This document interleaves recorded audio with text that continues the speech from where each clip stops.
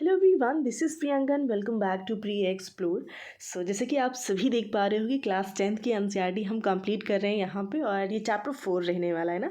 और पीडीएफ्स आपको कुछ इस तरह से प्रोवाइड करी जाती हैं ताकि जब भी नेक्स्ट टाइम आप रिवीजन करें तो हाईलाइटेड पॉइंट्स को आप सिर्फ रिवाइज करिए और चीज़ें आपके लिए हो जाएंगी। यानी कि जो इंपॉर्टेंट फैक्ट हैं आपके एग्जाम में पूछे जा चुके हैं और पूछे जाने की संभावना है, वो सारी ही चीज़ें मैंने हाईलाइट करके रखी हुई हैं।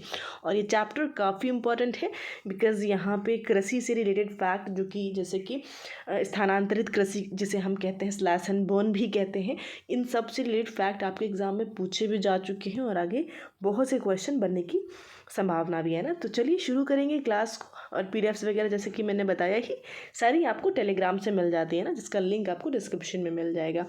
फर्स्ट टाइम है तो चैनल को सब्सक्राइब ज़रूर करिएगा बिकॉज यहाँ पे आपकी कंप्लीट एनसीईआरटीज़ में यहाँ पे कराने वाली हुई, लाइक साइंस हो या फिर जियोग्राफी, ये सारी ही चीज़ें हम कंप्लीट करने वाले हैं। चैप्टर कृषि है, चैप्टर 4 रहने वाला है। भाई कृषि की दृष्टि से अगर हम देखते हैं तो भारत के लिए जो कृषि है काफ़ी ज़्यादा इम्पॉर्टेंट है, महत्वपूर्ण हो जाता है हमारे देश के लिए, क्योंकि यहाँ पे 2/3 जो जनसंख्या है हमारे देश की, ठीक है, 2/3 जनसंख्या कृषि कार्यों में ही संलग्न है। और कृषि एक प्राथमिक क्रिया है ना। इकोनॉमिक्स में हम पढ़ते हैं ना कि प्राइमरी सेक्टर, सेकेंडरी और टर्सरी ना। सेकेंडरी और टर्सरी, तो 3 सेक्टर में चीज़ें डिवाइडेड हैं और जो आपका कृषि है वो प्राथमिक में ही आ जाता है। इस तरह से काफ़ी ज़्यादा इंपॉर्टेंस रखता है। और जैसे कि चाय हो, कॉफ़ी, मसाले, इन सब का काफ़ी ज़्यादा निर्यात भी हमारा देश करता है। कृषि के प्रकार की बात करते हैं। कृषि कितनी प्रकार के होते हैं, तो जीवन निर्वाह खेती से लेकर के वाणिज्य खेती तक कृषि के अनेक प्रकार हैं। यानी कि अगर हम देखते हैं तो जीवन निर्वाह के लिए भी एक तरह की कृषि करी जाती है, जो सिर्फ अपने जीवन को निर्वाह करने के लिए लोग वहाँ पे खेती कर रहे होते हैं ना। और दूसरा जो वाणिज्य के कॉमर्शियली पर्पज से वो वहाँ पे कृषि कर रहे होते हैं, तो उसे हम इस तरह से डिवाइड करते हैं। तो कई प्रकार हैं, उनको हम समझ लेते हैं। जैसे कि पहला है प्रारंभिक जीविका निर्वाह कृषि। और इस प्रकार की कृषि भारत के कुछ भागों में अभी भी की जाती है, ठीक है, जहाँ पे जीवन निर्वाह के पर्पज से ही सिर्फ वहाँ पे खेती करते हैं ना। प्रारंभिक जीवन निर्वाह कृषि भूमि के छोटे टुकड़ों पर आदिम कृषि औजारों जैसे कि लकड़ी के हल, डाओ और खुदाई करने वाली छड़ी तथा परिवार अथवा समुदाय श्रम की मदद से की जाती है। यानी कि काफ़ी पुरानी चीज़ों का इस्तेमाल करके ही वो वहाँ पे खेती कर रहे होते हैं ना, और सिर्फ उतना ही ग्रो करते हैं जितना उनके परिवार की ज़रूरत है, जितनी उनकी नीड होती है। तो उसे हम कह देते हैं प्रारंभिक जीविका निर्वाह कृषि। और ये आपको रटने की बिल्कुल ज़रूरत नहीं है, एक बारी वीडियो को 2x पे लगा करके बस आपको सुन लेना है 1 से 2 बारी, और चीज़ें आपके दिमाग में बैठ जाएंगी ना। जब भी क्वेश्चन इससे रिलेटेड आएगा आप ईजिली पहचान पाओगे। तो इसे हम इस तरह की कृषि को प्रारंभिक जीविका निर्वाह कृषि कह देते हैं। और इस तरह की कृषि में आपका जो ये काफ़ी इंपॉर्टेंट फैक्ट आता है, जिसे हम स्लैश एंड बर्न भी कहते हैं, यानी कि कर्तन दहन प्रणाली कृषि कहते हैं। इसमें होता क्या है कि किसान जो है ज़मीन के टुकड़े को, एक कोई ज़मीन का टुकड़ा है जहाँ पे खर पतवार, पेड़ पौधे उगे हुए होते हैं, उसको साफ़ करते हैं और साफ़ करके उन पर अपने परिवार के भरण पोषण के लिए अनाज व अन्य खाद्य फसलें जो होती हैं उगाते हैं। जब मृदा की उर्वरता कम हो जाती है तो किसान उस भूमि के टुकड़े से स्थानांतरित हो जाते हैं। यानी कि मान लीजिए ये कोई ज़मीन का टुकड़ा था जहाँ पे काफ़ी पेड़ पौधे, खरपतवार उगा हुआ था, परिवार क्या करेगा, उन सभी चीज़ों को वहीं पे काट करके जला देता है, और जलाने के बाद फिर आगे जो भी प्रोसेस होता है खेती करने का, वो सारी चीज़ें वो करते हैं। लेकिन वहाँ पे उर्वरकता के अगर हम देखते हैं ना, उस ज़मीन की जो खुद की जो उर्वरक क्षमता होती है वो उसी का इस्तेमाल करते हैं, कुछ एडिशनल उसमें ऐड वो बिल्कुल नहीं करेंगे, ठीक है, अपनी तरफ से। तो इस तरह से, और जो भी उसकी क्षमता होती है, उपजाऊ क्षमता, उतना उसमें ग्रो हो जाता है, उसका इस्तेमाल वो करते रहते हैं। जब देखते हैं कि अभी इसकी उपजाऊ क्षमता कम हो चुकी है ज़मीन की, तो उस ज़मीन के टुकड़ों को छोड़ करके वो दूसरे ज़मीन के टुकड़े पे सेम प्रोसेस यहाँ पे दोहराते हैं, और फिर धीरे धीरे ये फिर से आपका खेती करने लायक हो जाता है। फिर से यहाँ पे खरपतवार यानी कि जो उपजाऊ क्षमता है ये वापस से अपनी गेन कर लेती है नेचुरली, प्राकृतिक तरीके से ना। तो इसी को क्या कहा जाता है, स्थानांतरित कृषि कहते हैं। और इसके नाम जो है ना, अब खैर कुछ चीज़ें और फैक्ट है, समझ लीजिए। जैसे कि अन्य आधुनिक तकनीकों का प्रयोग नहीं करते, जैसे कि मैंने आपको बताया, इसलिए इस प्रकार की कृषि में उत्पादकता कम होती है और देश के विभिन्न भागों में इस प्रकार की कृषि को विभिन्न नामों से जाना जाता है। इम्पॉर्टेंट आपके लिए यही हो जाता है कि जो अलग अलग जगहों पे अलग अलग नाम से जानते हैं और वो नाम आपसे पूछ लिया जाता है ना। जैसे कि उत्तर पूर्वी राज्यों की बात करते हैं ना, अगर हम अपने भारत में देखते हैं, इंडिया में देखें ना, तो जो ये उत्तर और ये पूर्व के राज्य होते हैं ना, यहाँ पे किस नाम से जानते हैं, जैसे कि असम, मेघालय, मिजोरम और नागालैंड में इसे झूम खेती कहा जाता है ना। तो झूम खेती क्या है ये आप समझ चुके हैं। कहते कहाँ पर है, तो ये आपके उत्तर पूर्वी राज्यों में, राज्य भी आपको यहाँ पे दे दिए गए हैं। मणिपुर में पामलू और छत्तीसगढ़ के बस्तर जिले और अंडमान निकोबार द्वीप समूह में इसे दीपा कहा जाता है। तो ये काफ़ी ज़्यादा इम्पोर्टेंट हो जाएगा। अगला है झूम की बात करते हैं, तो वही जो ऊपर हमने पढ़ा है अभी, कर्तन दहन यानी कि स्लैश एंड बर्न कृषि को मैक्सिको और मध्य अमेरिका में मिल्पा कहते हैं, वेनेजुएला में कोनुको कहा जाएगा, ब्राज़ील में रोका कहते हैं, मध्य अफ्रीका में मसोले कहा जाएगा, इंडोनेशिया में लदांग कहते हैं, वियतनाम में रे के नाम से जाना जाता है। काफ़ी इंपॉर्टेंट फैक्ट है। और अगला है कि भारत में यह प्रारंभिक किस्म की खेती अनेक नामों से जानी जाती थी, जैसे कि हमने कुछ नाम ऊपर भी देखे हैं ना, उत्तर पूर्व में। अभी जैसे कि मध्य प्रदेश में इसे बेवर या दहिया के नाम से जानते हैं, आंध्र प्रदेश में पोंडू या पेंडा कहा जाता है, ओडिशा में पामाडाबी या कोमान या बारीगा भी कहते हैं, और पश्चिमी घाटों में कुमारी के नाम से जानते हैं। दक्षिण पूर्वी राजस्थान में वालरे या वाल्टरे कहा जाएगा, और हिमालयन क्षेत्रों में इसे खिल कहा जाता है। क्या कहते हैं भाई, हिमालयी क्षेत्रों में खिल कहा जाता है, झारखंड में कुरुआ, और उत्तर पूर्वी प्रदेशों में इसे झूम के नाम से, जैसे कि ऊपर जैसे हमने देखा ही था ना कि जितने भी आपके असम और ये सारे राज्य हैं, मेघालय, यहाँ पे इनको झूम के नाम से जानते हैं। तो ये काफ़ी इंपॉर्टेंट फैक्ट है, ये आपको बहुत ध्यान से पढ़ना है, एग्जाम में पूछा भी जा चुका है आपका ना, आपका जो TRE 1, 2, 3 जितना भी हो चुका है, और 4 में पक्का पूछे जाने की संभावना यहाँ से रहती है ना। ये पिक्चर आप देख सकते हो यहाँ पे, इसी तरह का ये एग्जाम्पल आपको पिक्चर में समझ में आ जाएगा ना। फिलहाल इधर का अगला आता है, अगला प्रकार अगर हम देखते हैं तो ये क्या है, गहन जीविका कृषि। ठीक है, गहन जीविका कृषि यानी कि इस प्रकार की कृषि उन क्षेत्रों में की जाती है जहां भूमि पर जनसंख्या का दबाव अधिक होता है, और यह श्रम गहन खेती है जहां अधिक उत्पादन के लिए अधिक मात्रा में जैव रासायनिक निवेशों और सिंचाई का प्रयोग किया जाता है।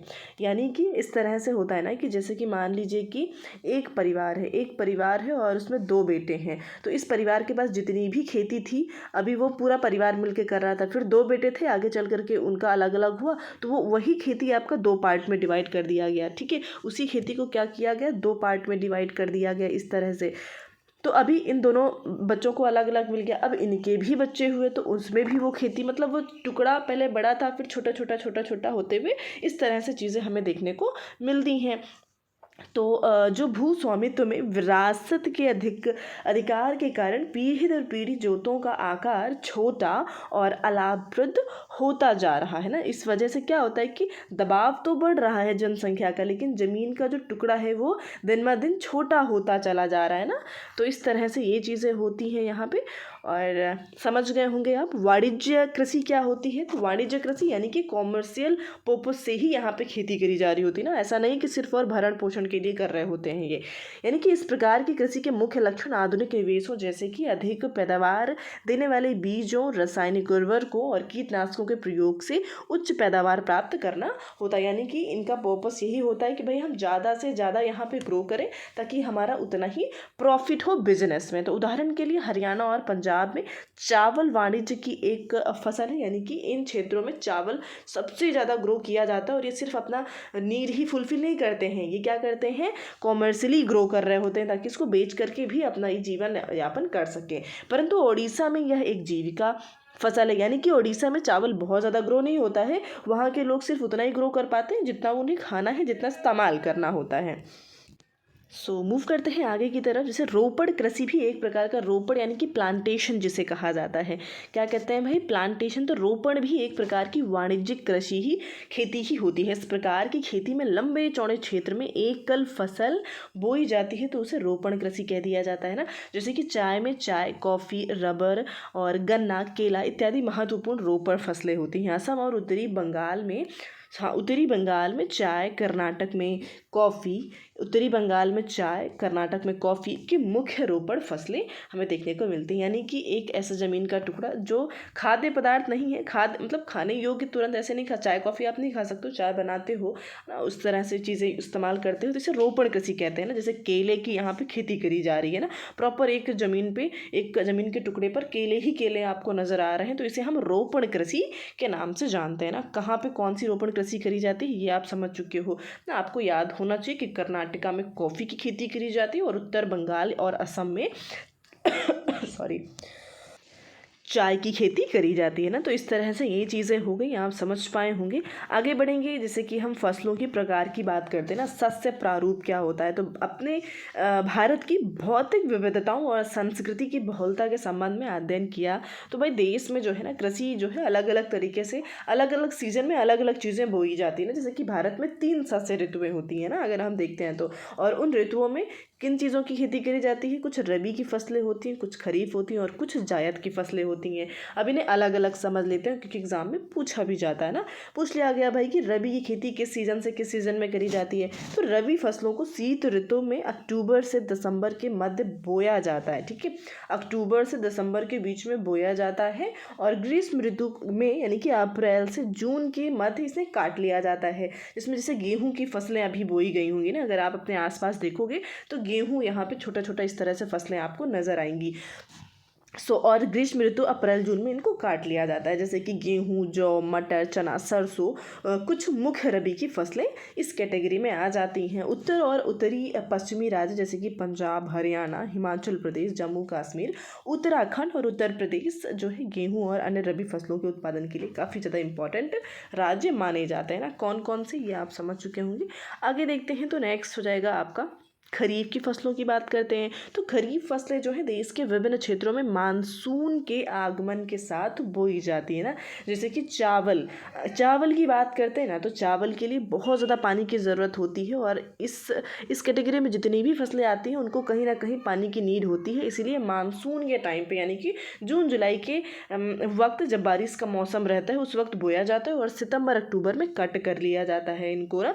इस कैटेगरी में कौन कौन सी फसलें आती हैं आपकी, तो जैसे कि मक्का हो गया, चावल हो गया, सबसे इंपॉर्टेंट चावल, मक्का, ज्वार, बाजरा, तुर, अरहर और मूंग, उड़द, कपास, जूट, मूंगफली, सोयाबीन शामिल होते हैं। और क्वेश्चन आपके कैसे बनते हैं, दे दिया गया भाई आपको कि बताइए मूंगफली किस कैटेगरी में आती है, रबी में आती है या खरीफ में, तो आपको पता होना चाहिए ये खरीफ में आती है ना। और एक शॉर्ट ट्रिक भी है मेरे पास, जैसे कि रबी को क्या हो गया भाई, रबी को गैस हो गई ना, ये मतलब कैटेगरी में इस इंपॉर्टेंट की कैटेगरी में आ जाते हैं। गैस से यानी कि गेहूं और सा से सरसों, तो ये दोनों कैसे हो जाते हैं, रबी की फसलें हो जाती है ना। तो इस तरह से कोई भी ट्रिक आप लगा करके जो आपको याद रहे, इंपॉर्टेंट है हमें याद रखना एग्जाम में ना, हमें कोई झंडे नहीं गाड़ने, हमें किसी न किसी तरह से फैक्चुअल चीज़ें याद रखनी है।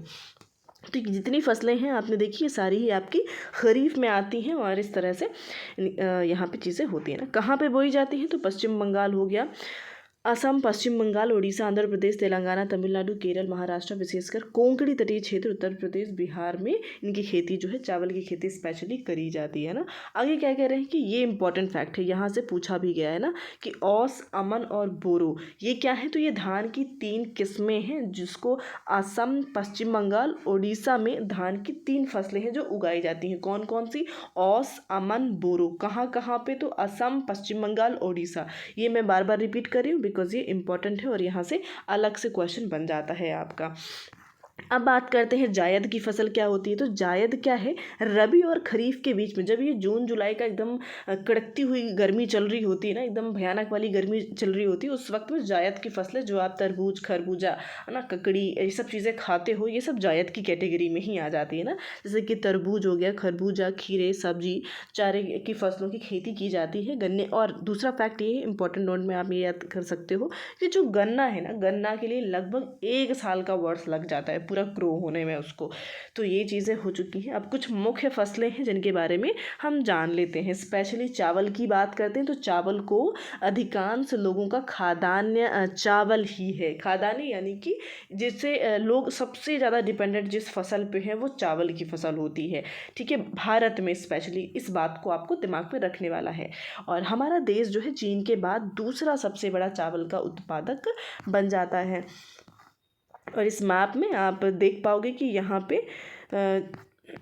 चावल वितरण की ही बात करी गई ना। तो प्रमुख क्षेत्र कौन कौन से हैं, ये हल्का ग्रीन से है, और वाइट से जितना है वो सारे सेकेंडरी में आ जाते हैं ना। प्राइमरी में ग्रीन वाले हैं जहाँ पे सबसे ज़्यादा चावल का उत्पादन किया जाता है, और जहाँ पे वाइट पड़ा हुआ है यानी कि वहाँ पे बस भरण पोषण के लिए ही चीज़ें चल रही होती है ना। उत्पादन की दृष्टि से देखते हैं तो उत्पादक देश यह एक खरीफ की फसल है, जैसे कि ऊपर ही हमने देखा, जिसे उगाने के लिए लगभग उच्च तापमान की ज़रूरत होती है, लगभग 25 डिग्री सेल्सियस से ऊपर, और अधिक आर्द्रता यानी कि 100 सेंटीमीटर से अधिक वर्षा की आवश्यकता होती है ना। कम वर्षा वाले क्षेत्रों में सिंचाई करके ही इनको उगाया जाता है। ये धान आप देख पा रहे हो, चावल की खेती। अब गेहूं की बात करते हैं तो गेहूं जो है भारत की दूसरी सबसे महत्वपूर्ण खाद्यान्न फसल मानी जाती है, खाने योग्य। मतलब चावल के बाद गेहूं सबसे ज़्यादा होता है हमारे यहाँ, जो देश के उत्तर और उत्तर पश्चिमी भागों में पैदा की जाती है। रबी की फसल को उगाने के लिए शीत ऋतु और पकने के लिए खिली धूप की आवश्यकता होती है ना, तभी ये रबी की कैटेगरी में आती है। क्योंकि रबी की जो फसलें होती हैं अक्टूबर से दिसंबर के बीच में बो दी जाती हैं, और उधर जून जुलाई में कट करी जाती है ना। लगभग 50 से 75 सेंटीमीटर वार्षिक वर्षा की आवश्यकता होती है इसके लिए। और जो है उगाने के लिए दो मुख्य क्षेत्र हैं, जैसे कि उत्तर पश्चिम में गंगा सतलुज का मैदान माना जाता है, और दक्कन का काली मिट्टी वाला प्रदेश, पंजाब, हरियाणा, उत्तर प्रदेश, मध्य प्रदेश, बिहार, राजस्थान के कुछ भागों में गेहूं की अच्छी पैदावार करी जाती है। मिलेट्स क्या होते हैं, मोटे अनाज, जैसे कि ज्वार, बाजरा, रागी भारत में उगाए जाने वाले मुख्य मोटे अनाज माने जाते हैं। यद्यपि इन्हें मोटा अनाज कहा जाता है, लेकिन इनमें पोषक तत्व जो है ना भरपूर होता है भाई। ठीक है, कौन कौन सी चीज़ें होती हैं, जैसे कि लोहा हो गया, आयरन, कैल्शियम, सूक्ष्म पोषक, भूसी वगैरह, यानी कि जिसे हम क्या कहते हैं भाई, वो ये जो है स्पेशली हमारे डाइजेशन में काफ़ी ज़्यादा हेल्पफुल करता है ना, भूसी वगैरह जो भी होता है। बाकी आयरन का काम क्या है, कैल्शियम, ये सारी चीज़ें आपको पता ही है ना। क्षेत्रफल और उत्पादन की दृष्टि से ज्वार जो है देश की तीसरी सबसे प्रमुख खाद्यान्न में आ जाता है ना। चावल, गेहूँ, और तीसरे नंबर पे आ जाता है हमारा ज्वार। ठीक है, तीसरे नंबर पे आ जाता है ज्वार। खाद्यान्न फसल है। यह फसल वर्षा पर निर्भर करती है। अधिकतर आर्द्र क्षेत्रों में उगाए जाने के कारण इसके लिए सिंचाई की आवश्यकता नहीं होती है। इसके प्रमुख उत्पादक राज्य महाराष्ट्र, कर्नाटका, आंध्र प्रदेश और मध्य प्रदेश माने जाते हैं। बाजरा जो है बलुआ और उथली काली मिट्टी पर उगाया जाता है।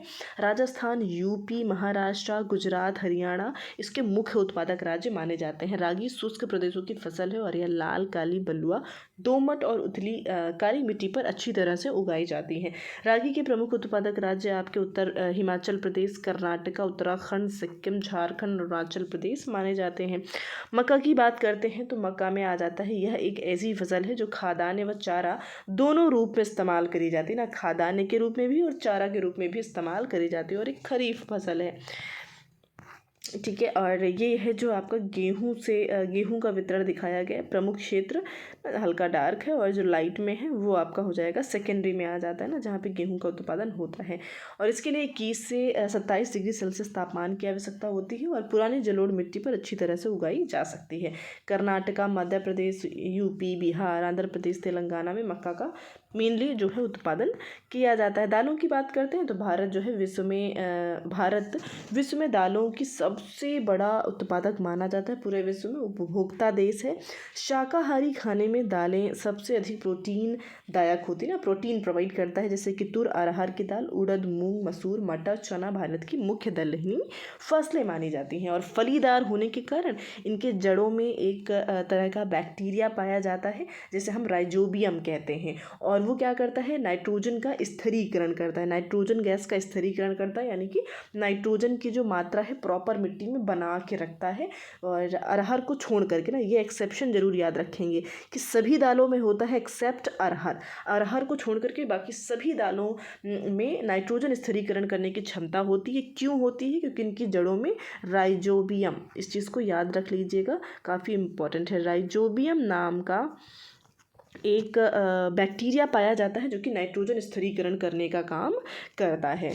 और नाइट्रोजन की प्रॉपर मात्रा बनी रहती है, इस वजह से लोग रोटेटिंग वे में इसका इस्तेमाल करते हैं, यानी कि एक बारी कोई और फसल उगाते हैं तो नेक्स्ट टाइम वो ये फलीदार यानी कि दालों का उत्पादन वो ज़रूर करते हैं, जिसकी वजह से जो मिट्टी है ना उसकी उर्वरक क्षमता बनी रहती है प्रॉपर, और बढ़िया ये फसल उगाते रहते हैं ना। तो भारत में मध्य प्रदेश हो गया, राजस्थान, महाराष्ट्र, यूपी, कर्नाटक दाल के मुख्य उत्पादक क्षेत्र माने जाते हैं, और जगहों पे भी होता है पर मेनली यहाँ पे माना जाता है ना। गन्ने की बात करते हैं तो यह एक उष्ण और उपोष्ण कटिबंधीय फसल है। यह लगभग 21 से 27 डिग्री सेल्सियस तापमान यहाँ पे देखने को मिलता है, इसके लिए वो लगभग मतलब चाहिए होता है, और 75 डिग्री सेल्सियस से 100 सेंटीमीटर वार्षिक वर्षा, उष्ण और आर्द्र जलवायु यहाँ पे हो, तभी यहाँ पे चीज़ें गन्ना उगाया जा सकता है। ब्राज़ील के बाद, ठीक है, ब्राज़ील जो कि इधर आपका दक्षिणी अमेरिका है, ठीक है, उसमें ही ब्राज़ील देश है।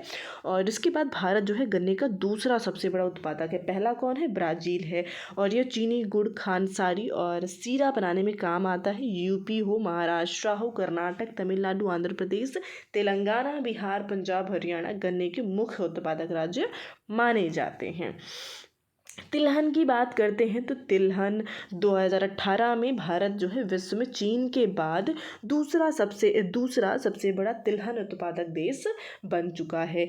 और तिलहन यानी कि जो तेल देने वाली जितनी भी फसलें होती हैं ना, और देश में कुल बोए गए क्षेत्र का लगभग 12% भाग पर तिलहन की फसलें उगाई जाती हैं, जैसे कि मूंगफली, सरसों, नारियल, तिल, सोयाबीन, अरंडी, बिनौला, अलसी, सूरजमुखी भारत में उगाई जाने वाली मुख्य तिलहन फसलें मानी जाती हैं।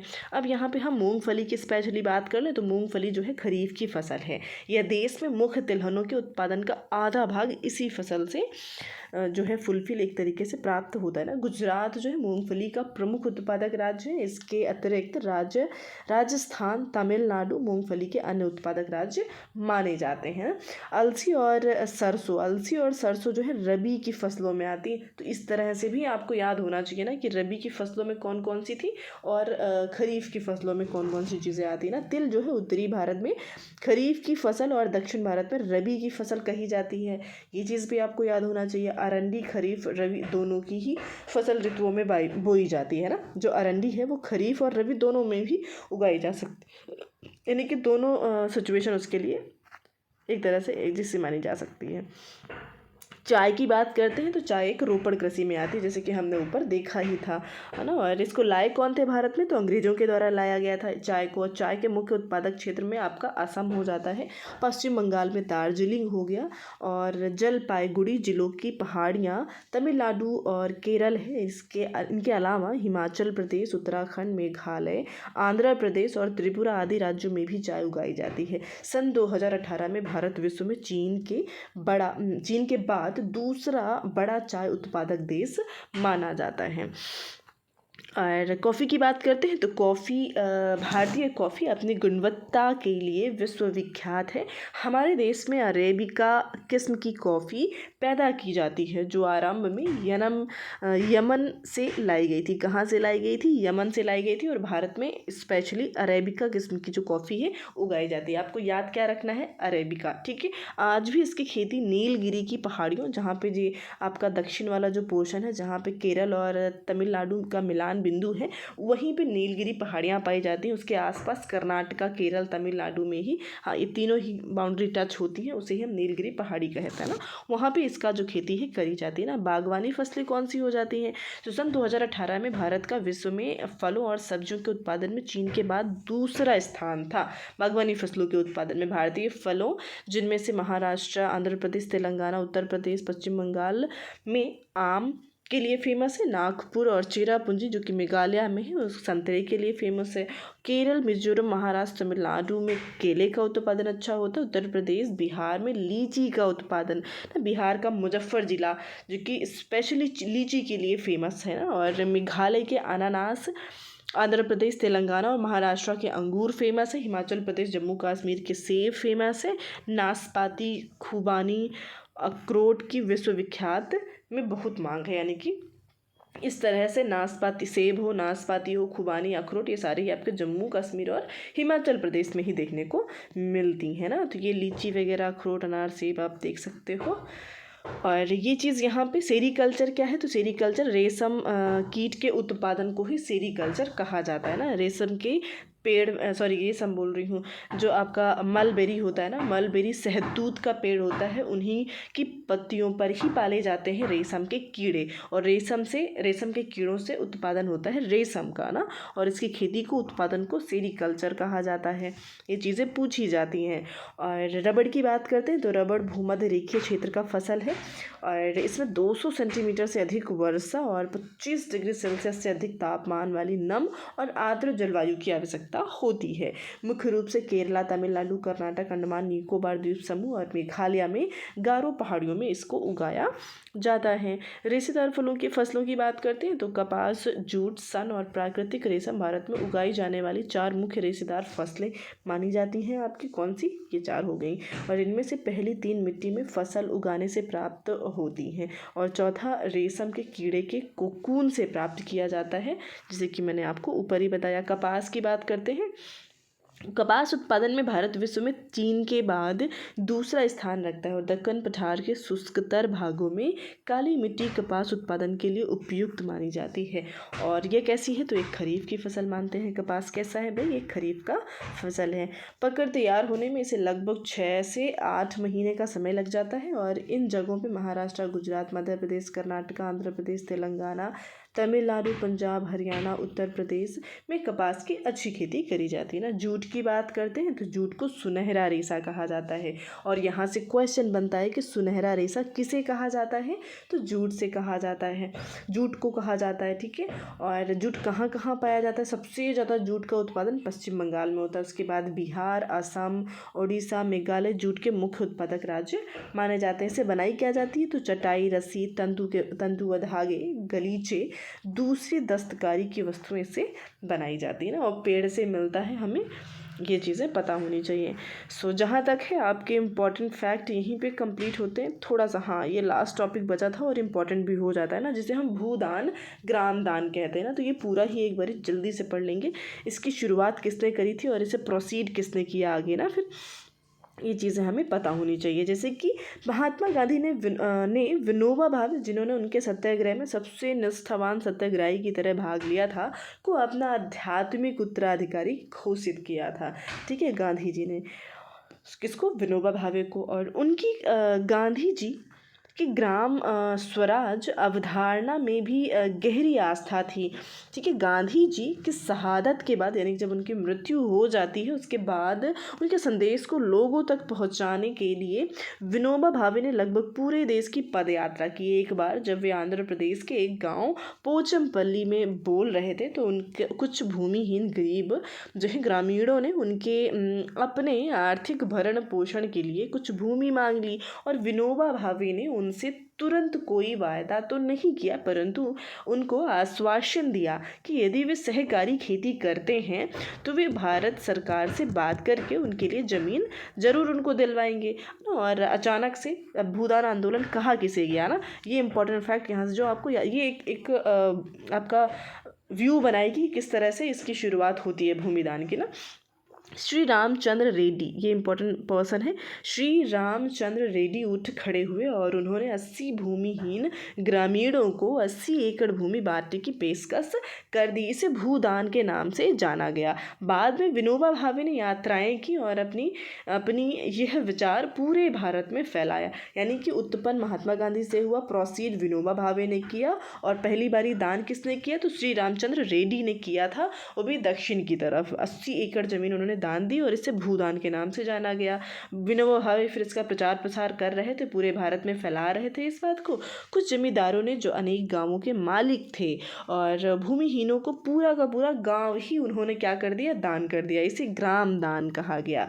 भूदान, ग्राम दान, भूमि दान करे था श्री रामचंद्र रेड्डी ने। और कुछ जो जमींदार थे, जो गांव के मालिक हुआ करते थे, जिनके पास गांव नहीं थे, घर नहीं थे, उनको पूरा का पूरा गांव दान कर दिया गया। परंतु कुछ जमींदारों ने तो भूमि सीमा कानून से बचने के लिए अपनी भूमि का एक हिस्सा दान कर दिया था। ठीक है। और विनोबा भावे द्वारा शुरू किए गए इस भूदान ग्रामदान आंदोलन को रक्तहीन क्रांति का नाम भी दिया था ना। यानी कि अपने सहमति से लोग क्या कर रहे थे, इस तरह से ग्रामदान और भूदान का काम कर रहे थे। तो ये चीज़ काफ़ी इम्पोर्टेंट फैक्ट है। किसने शुरू करी, किसने पहली बारी भू का दान किया था, कहाँ पे किया था ना। और इसे रक्तहीन क्रांति कहा जाता है। इसे ही भूदान ग्रामदान आंदोलन को शुरू किसने किया, शुरुआत महात्मा गांधी ने करी, लेकिन पूरा प्रचार प्रसार और हर एक काम करने का काम विनोबा भावे जी करते हैं ना। तो ये काफ़ी इंपॉर्टेंट फैक्ट इस चैप्टर से थे। आई होप सेशन आपके लिए हेल्पफुल रहा हो। तो सेशन को लाइक ज़रूर करेंगे और शेयर भी कर दिया करें ना। अपने जो भी प्रिपरेशन कर रहे हैं, कोई भी एनसीईआरटी पढ़ रहा हो, यहाँ पे अदर क्लासेस भी चलती हैं, आप ज़रूर विजिट करिए ना, हमारे साथ जुड़िए, अच्छा एक्सपीरियंस रहने वाला है आपका। सो आज के लिए इतना ही रखते हैं, मिलते हैं नेक्स्ट सेशन में। पीडीएफ्स वगैरह आपको सारी ही क्लास की टेलीग्राम पे मिल जाती है और उसका लिंक जो है आपको डिस्क्रिप्शन में मिल जाएगा ना। So thank you so much everyone.